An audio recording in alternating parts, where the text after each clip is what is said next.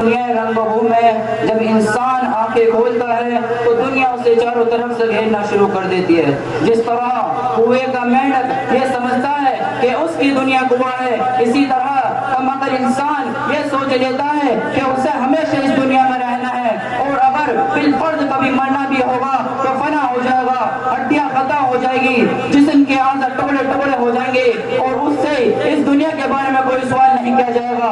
مگر اس دنیا میں انبیاء علیہ السلام تشریف لائے، انہوں نے بتایا تمہارا یہ تصور انتہائی غلط ہے، یہ دنیا امتحان گاہ ہے، یہاں تم آزمانے کے لیے بھیجے گئے ہو، یہاں کی تمہاری ہر حرکت اور ہر سکون کا حساب ہوگا. اگر اس دنیا میں رہنے والے انسان نیک عمل کریں گے، صحیح راستے پر چلیں گے، حق و صادق کے علم دار رہیں گے، خالق کائنات کے احکام کے مطابق اپنی زندگی گزاریں گے، تو پھر مرنے کے بعد کامیابی ان کے قدم چومے گی.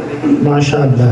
اور اگر اس دنیا میں بسنے والے انسان سرکشی اور غرور کے راستے پر چلے گا، خدا بندے قدوس کے احکام کی نافرمانی کرے گا، اللہ کی بنائی ہوئی زمین پر اکڑ کر چلے گا، ظلم ستم کی چنگاریوں سے اپنے بھائیوں کو جلانا چاہے گا، تو پھر ایک دن آئے گا جب اسے اپنے کیے کا حساب دینا ہوگا. اس سے پوچھا جائے گا کہ تمہیں تو ہاتھ دے گئے تھے تاکہ تم کسی کمزور کی مدد کر سکو، تمہیں تو آنکھیں دی گئی تھی تاکہ تم صحیح اور غلط کی تمیز کر سکو، تمہیں تو پیر دے گئے تھے تاکہ تم خدا کی عبادت کے لیے مسجدوں میں جا سکو، تمہیں عقل دی گئی تھی تاکہ تم باطل طاقتوں میں پیارے کو شکست دے سکو اور حق کی آواز کو بلند کر سکو. کیا تم لوگوں نے ایسا کیا؟ اگر ایسا نہیں کیا تو یاد رکھو پھر جہنم کی دہتی ہوئی آگ اس میں تمہیں ڈالا جائے گا. میرے دوستو، اس دنیا میں چند دن رہنا ہے.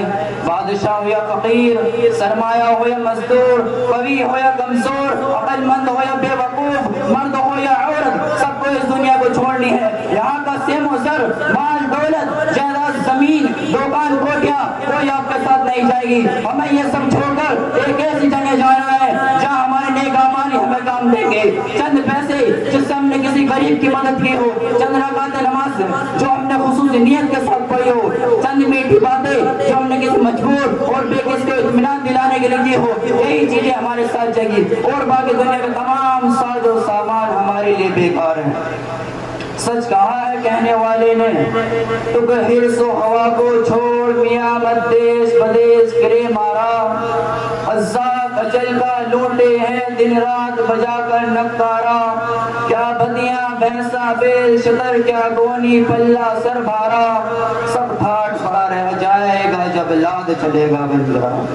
محترم دوستو، جب موت آئے گی تو ایک منٹ کیا، ایک سیکنڈ کی بھی فرصت نہیں دے گی. ہمیں اس وقت کے آنے سے پہلے تیار ہو جانا چاہیے اور اپنا ٹھکانہ ایک ایسی جگہ بنانا چاہیے جہاں ہمیشہ آرام و سکون سے رہ سکے، اور وہ جگہ جنت ہے جو مرنے کے بعد ملے گی. مرنے کے بعد والی زندگی کا نام آخرت ہے، مرنے کے بعد والی زندگی کا نام آخرت ہے جو آخر آئے گی.